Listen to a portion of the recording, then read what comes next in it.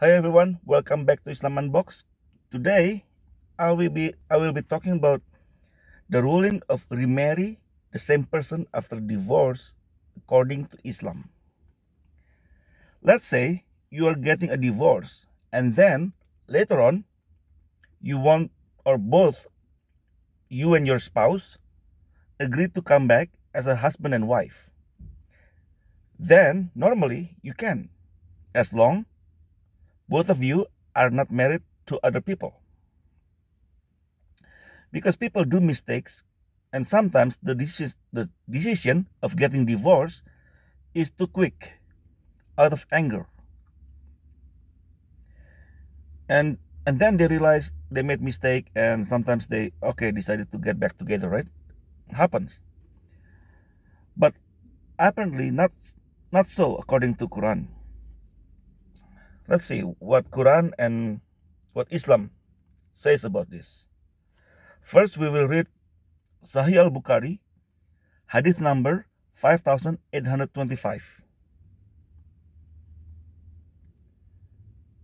Let me enlarge a little bit. Narrated Ikrimah, Rifa divorced his wife, whereupon Abdurrahman bin Az-Zubair al-Qurazi married her. Aisha said that the lady came wearing a green veil and complained to her of her husband, and showed her a green spot on her skin caused by beating. It was the habit of ladies to support each other. So when the messengers of Allah came, Aisha said, I have not seen any woman suffering as much as the believing women. Look, her skin is greener than her clothes. When Abdurrahman heard that his wife had gone to the Prophet, he came with his two sons from another wife. She said, By Allah, I have done nothing wrong to him, but he is impotent and he's as useless to me as this, holding and showing the fringe of her garment. Abdurrahman said, By Allah, O Allah's messenger, she has told a lie. I am very strong and can satisfy her, but she is disobedient and wants to go back to Rifa. Allah messenger said to her, If that is your intention, then no, it is unlawful for you to remarry Rifa unless Abdurrahman has had sexual intercourse with you. Then the Prophet saw two boys with Abdurrahman and asked, Are these your sons? On that, Abdurrahman said, Yes. The Prophet said, You claim what you claim, but by Allah, these boys resemble him as a crow resemble a crow. So you see, she cannot marry the previous husband unless she has had sex with Abdurrahman, the second husband. So what is this? Right? This is very strange, obviously. So in this hadith, this nameless woman was married to a man called Rifa, who then divorced her, and then another man married her. His name is Abdurrahman, right?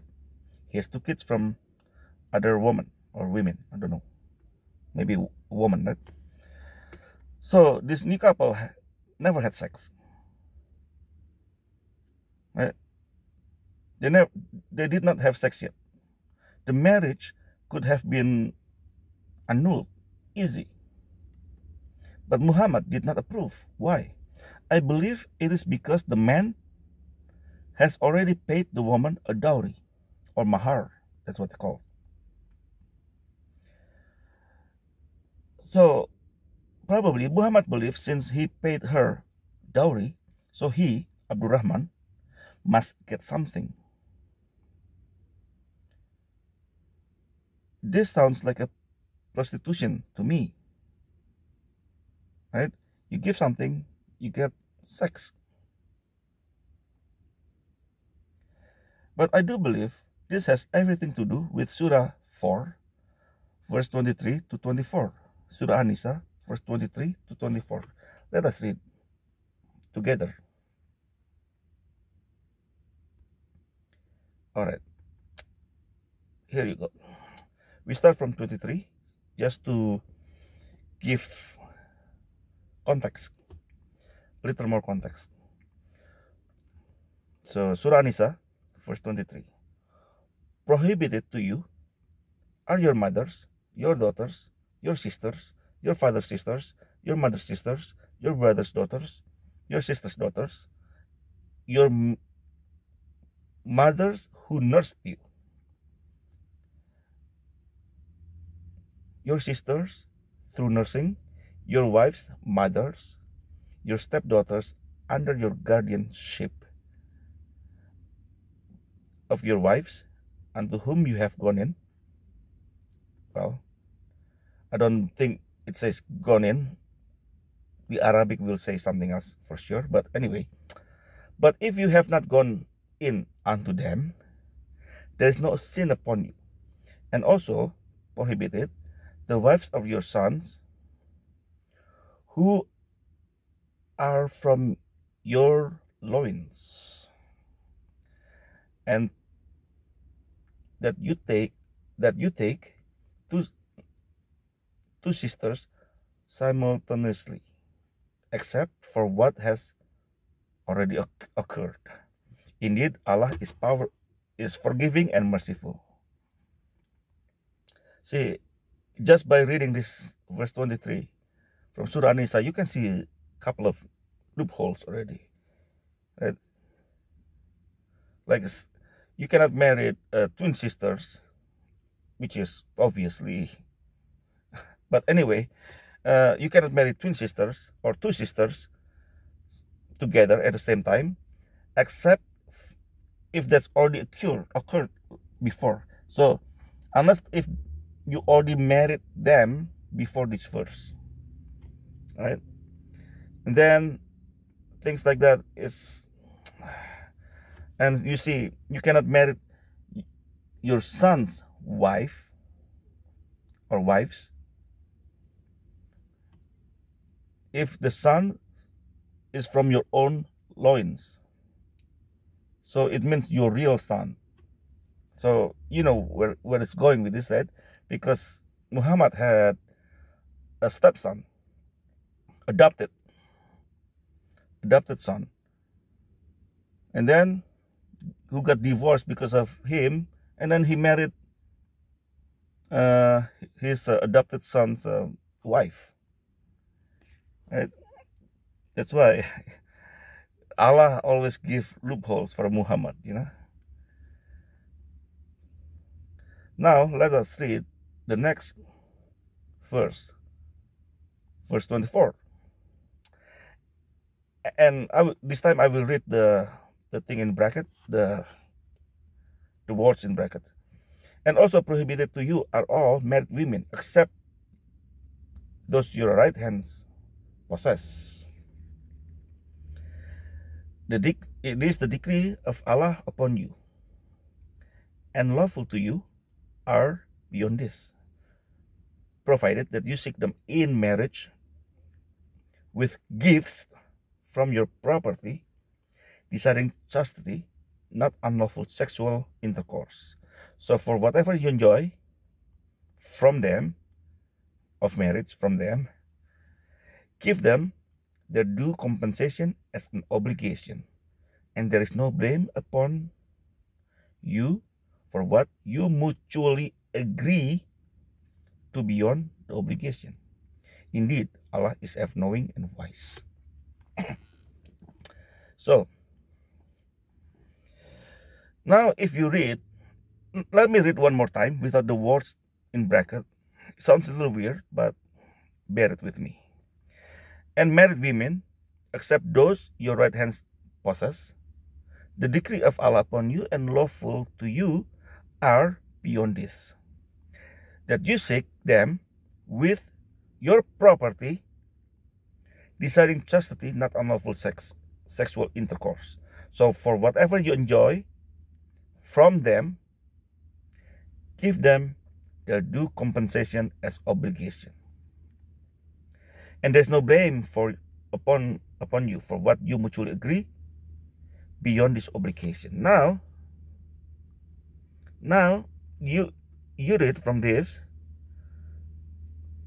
here, provided, sorry,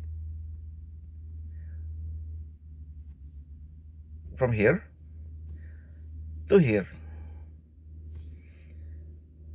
Let's say it one more time. That you seek them with your property, desiring chastity, not unlawful sexual intercourse. So for whatever you enjoy from them, give them their due compensation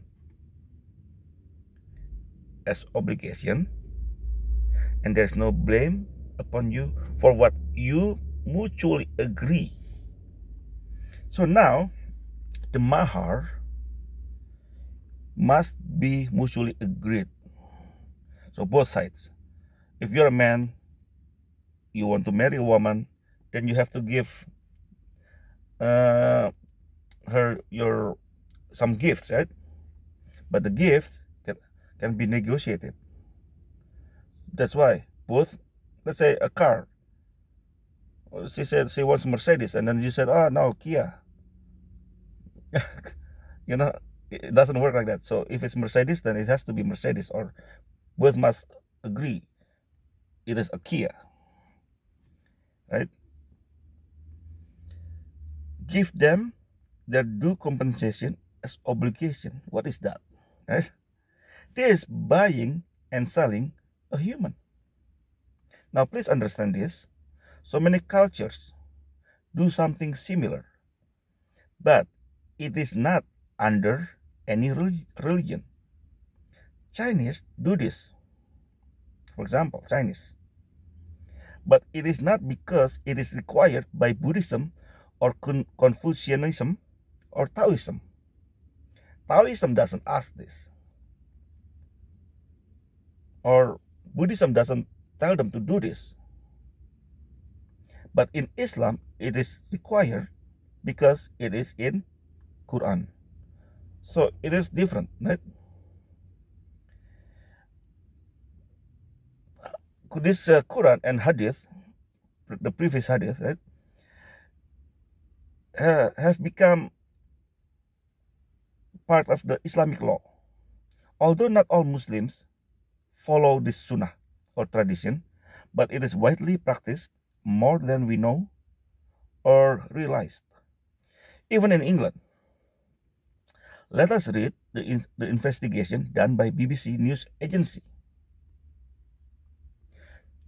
So now you can see the headline: the women who sleep with a stranger to save their marriage. If you are not Muslim, you're not a Muslim, you don't know what this is about. Right? Let us read. Let us read together. Farah, not her real name, met her husband after being introduced to him by a family friend when she was in her 20s. They had children together, but then the abuse began. Right?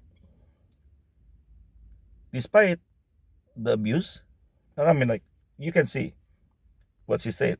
He dragged me by my hair through 2 rooms and tried to throw me out of the house. There would be time where he would just go crazy. She hoped he would change, but her husband's behavior became increasingly erratic, leading to him divorcing her via text message. Here. I was at home with the children and he was at work. During a heated discussion, he sent me a text saying talak, talak, talak. Triple talak, where a man says talak or divorce 3 times in a row, is a practice which some Muslims believe ends Islamic marriage instantly. It is banned in most Muslim countries, but still happens. Though it is impossible to know exactly how many women are divorced like this in UK. Well, so the marriage is over just like that. But now You can read. Now they regret the divorce. Her ex-husband also regretted divorcing her. This led Farah to seek the controversial practice known as Halala, which is accepted by a small minority of Muslims who subscribe to the concept of triple talaq. They believe Halala is the only way a couple who have been divorced and wish to reconcile can remarry. Halala involves the woman marrying someone else, consummating the marriage, and then get a divorce. And then, after divorce with that guy, and then she can remarry the husband or ex-husband. So many women out of this becoming also a business. As you can see, she can pay £2,500 sterling. But sometimes, you see, sometimes the man they paid don't agree to divorce them. You understand? So let's say, okay, have sex with me once, here, £2,500, and after that divorce me. The man says okay, but later on he doesn't do it, and milking the money from the women, getting more money, and then divorce them. So this kind of business is very dirty business. And the root, as we can see, it came from Sunnah. It came from Hadith. That's why this kind of things happens. The verse from Surah An-Nisa, verse 24, and that Hadith opens up or create an illegal business in England, right? We can see what is happening, right? And a lot of Muslim communities, well, so like this, okay. Nevertheless, right? The victim, okay. The hadith we read earlier, the situation not exactly the same as the situation of this woman in England, not exactly the same, but nevertheless, the victims are the same, the women. Who are the victims? An-Nisa, the women. Triple talaq law alone only works in favor of the men, not the women. A woman can never triple talaq her husband. This BBC is funny. Says small percentage follow this practice. Really? How small is small? I know most Muslims in India, Pakistan, and Bangladesh still practice this. India has 200 million Muslims. Pakistan has a minimum of 180 million Muslims. And Bangladesh has a minimum of 160 million Muslims, totaling 540 million Muslims, almost a third of total Muslims worldwide. How small is small? I'm not even talking about Sudan, Somalia, Nigeria, and Nigeria. Those two countries already how many Muslims? Somalia, Sudan, right? I'm not even talking about Middle East. I'm not even talking about Indonesia. Okay, in Indonesia, to be honest, I don't think anyone would follow that. I hope not. But the question still, what about the other 1.2 billion of Muslims? Is BBC sure none of them follow this practice? This is why many Muslims are actually the victims of Islam. In this case, the women. Don't get it wrong. The men who abuse the women are somewhat victimized by this teaching. This teaching allows them to think that they are superior to women. Right? The root of this also Surah 4, verse 34. Right? Surah 4, verse 34. Okay, it's not here, but we can go back, check what Surah 4, verse 34 says.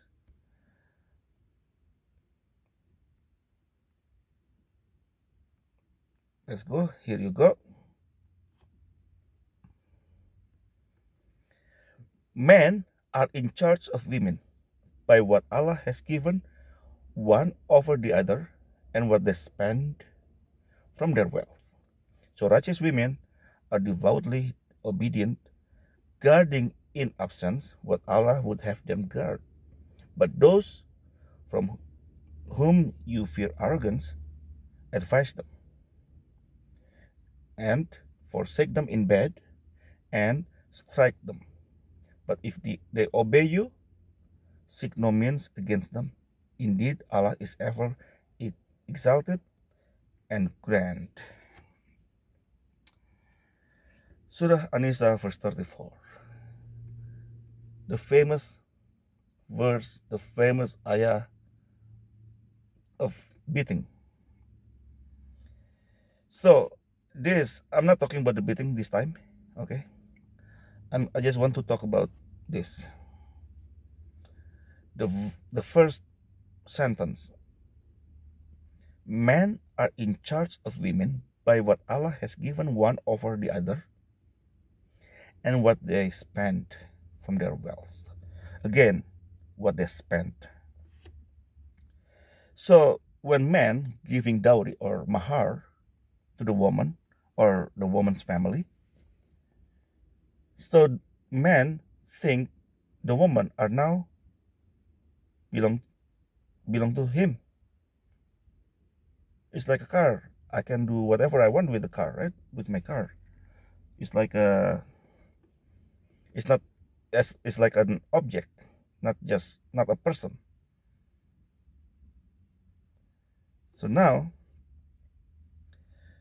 what they spend from their wealth. So that's the mahar. You pay. Allah said this. This is not Muhammad's. Okay, I have to step back a little bit. This is not what the Imam says, but this is what Allah said. Men are in charge of women by what Allah has given one over the other, and what they spend from their wealth. Right? So Allah making this happen. Men are in charge of women. Of course, well, from this one verse, we can have several topics, but you know. By the way, this Quran chapter 4 is called An-Nisa. As you can see, chapter 4, An-Nisa, means the women. But not one thing in this chapter is good for the women. It's not for the good of women. Nothing. A lot of Muslim women have become victims because of this verse, coupled with hadith, creating a formula that makes women's position weaker compared to men's. Now let's go to next verse, Al-Baqarah. Surah Al-Baqarah, Quran chapter 2, verse 282. This is a little long. Bear it with me. Let's read. I will take just let me fix this setting.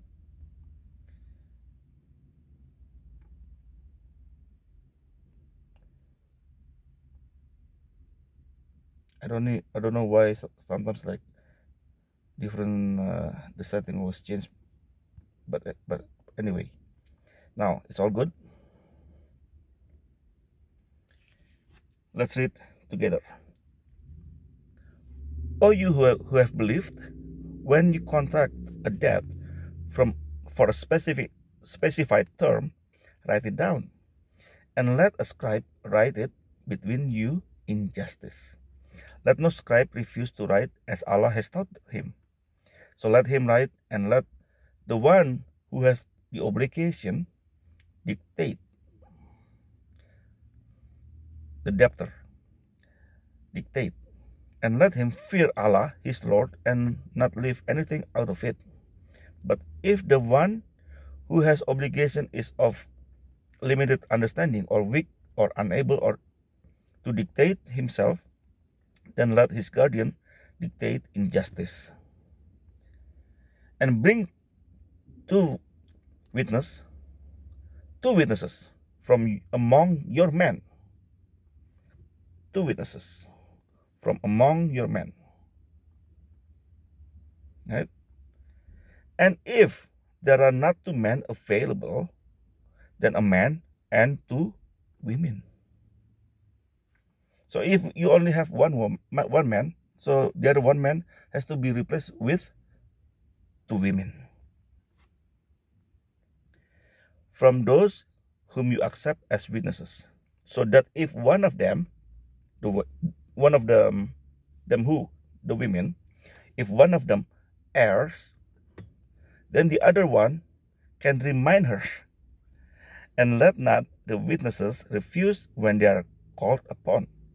And do not be weary to write, whether it is small or large, for its term. That is more just in the sight of Allah, and stronger as evidence, and more likely to prevent doubt between you, except when it is an immediate transaction which you conduct among yourselves. For there is no blame upon you if you do not write it. And take witnesses when you conclude a contract. Let no scribe be harmed or any witness. For if you do so, indeed, it is disobedience in you, and fear Allah. And Allah teaches you. And Allah is knowing of all things. Now, as you can see, then a man and two women. This is what it came from, right? So, one man equal to two women. And sometimes people try to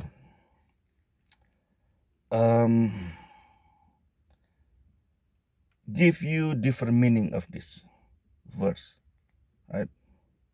Sometimes. But what did Muhammad say about this? You know, we can read tafsir by Ibn Kathir, tafsir by Jalalain, Qurtubi. We can read so many tafsir by many people, but don't forget, the most important tafsir is, of course, tafsir by Prophet Muhammad. Let us read the hadith for this. This is Sahih al-Bukhari, hadith number 2658. Narrated Abu Sa'id al-Khudri. The Prophet said, "Isn't the witness of a woman equal to half of that of a man?" The women said, "Yes." He said, "This is because of the deficiency of a woman's mind."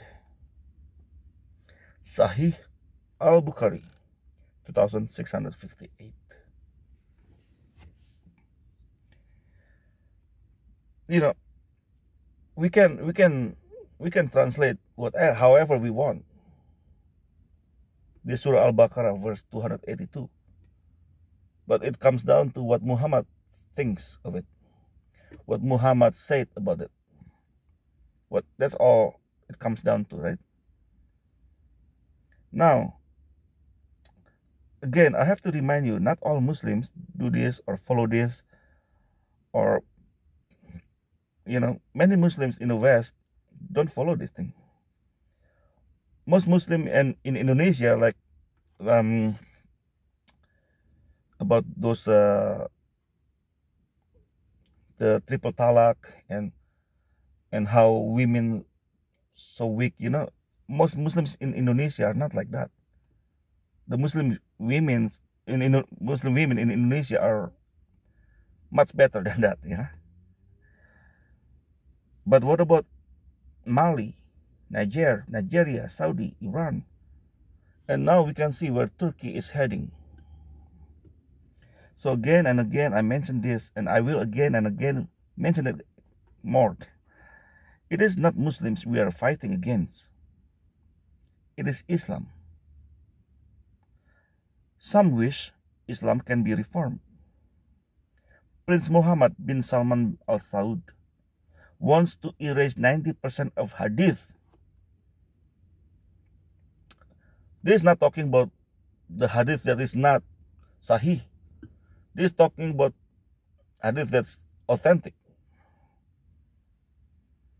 I don't think this will happen actually. This can happen easy.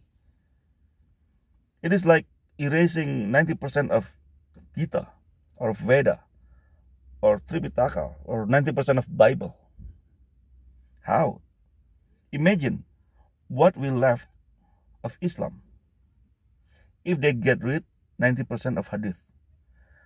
Now, Muhammad bin Salman set the criteria for a hadith to be accepted. He's not even a scholar. He's not an imam. Well, maybe he's imam in the house, but he's not imam, he's not a scholar of any kind. But he set the criteria for a hadith to be accepted. First, it has to be well-known hadith. So it has to be sahih. Secondly, the hadith has to be ahad hadith. Ahad hadith means hadith with one narrator. Many hadith are actually, how is to say it? It's chain narrated. Like, for example, Daniel said, John said that, like Steve said, so Daniel said, John said, Steve said, and then yada, yada, yada. What? So that's three narrators, right? Many hadith has more than that. It's just name after names after name after name. So Prince Muhammad bin Salman wants only a single narrator hadith. So the hadith cannot have multiple narrators. Under this criterion, only 10% of hadith can be accepted. So he's going a little forward, little towards the Quranist, Quran only Muslims, right? But without hadith, Quran can be reinterpreted. I really want to see where this is going. I really want to see where this will go. I don't believe he will be successful, but hey, who knows? Maybe. We'll see. And Islam will be so much different without hadith. And everything will be even more questionable. But anyway, so regardless hadith or no hadith, Islam will be questionable all the time. Everything about Islam is questionable. But that's all from me. Thank you for listening. For those who support Quran verses and hadith we read in this video, may Holy Spirit guide you. And for those who are against the hadith and Quranic verses in this video, may the Holy Spirit guide you. God bless you. Have a nice life.